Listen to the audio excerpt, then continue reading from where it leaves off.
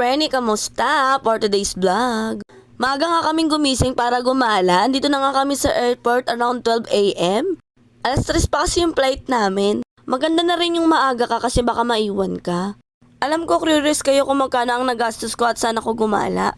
Kaya kung interesado ka, tapusin ang aking day 1 to 4. Bali connecting flight pala yung ginawa namin para tipid.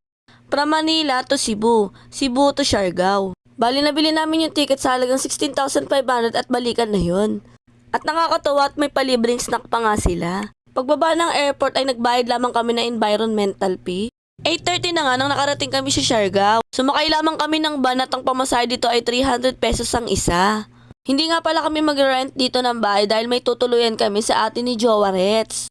Kaya makakatipid na naman kami. Pagdating sa kanila ay nagbihis kami agad, wala nang patumpik-tumpik pa, gala na agad, wala nang tulog-tulog. At nag-arkila lamang kami dito ng tok-tok sa halagang 2,000 pesos at pwede na rin kayo mag-rent dito ng motor kung may lisensya kayo, 350 pesos.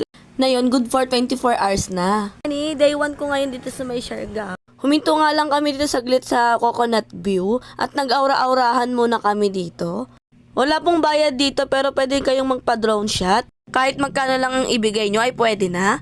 Sunod na nga namin pinuntahan yung Maasin River at ito na nga yung inabail namin sa halagang 230 pesos. Nag-river cruising kami. Ayan, bali 6 kami dito at 3 lang yung kasya at may isang driver. Kaya yung 3 ay sa kabila na lang din sumakay. So bago namin marating yung Small Secret Lagoon ay gumamit muna sila ng bangka papunta doon at nilibot muna kami. At ang saya pala ma-experience to. Since laking taga Maynila ako kaya hindi ko pa naranasan yung mga ganito. Di pa man din kami nakakalayo ay lumakas na nga yung ulan. Pero di kami papatinan kasi palagala kami. After ilang minutes ay nakarating naman kami sa Secret Lagoon at naligo na ako at nag-aura-aurahan na rin kami dito. Sunod na nga namin pinuntahan yung magpupungko.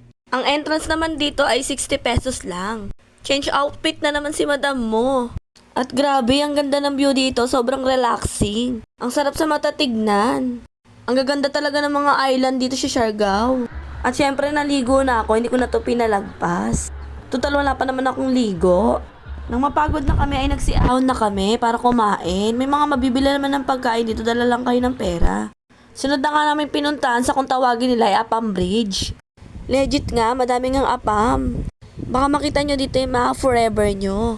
Bukod sa maraming apam ay marami rin kayong makikitang mga iba't ibang masasarap na pagkain na kakaiba dito. Meron ding bilihan dito ng mga souvenirs. At nakita ko pa nga ang Barbie ng Siargao dito at napabili na rin ako ng ice cream niya at sabay nagpa-picture na rin. Grabe ang sarap pala ng ice cream na tinitinda niya. Merong 50 at meron yung 100. In fairness, mabait siya. Sa mga gagala dyan sa Siargao, alam niyo na kung saan kayo pupunta ha. Bigyan ko na kayo ng konting idea sa mga bayarin dito at syempre hindi pa kasama yung mga iba naming binili. Hanggang dito na lang ang aking video. Abangan nyo na lang yung aking second day sa galaan. Thanks for watching mga ka-preni. Babu!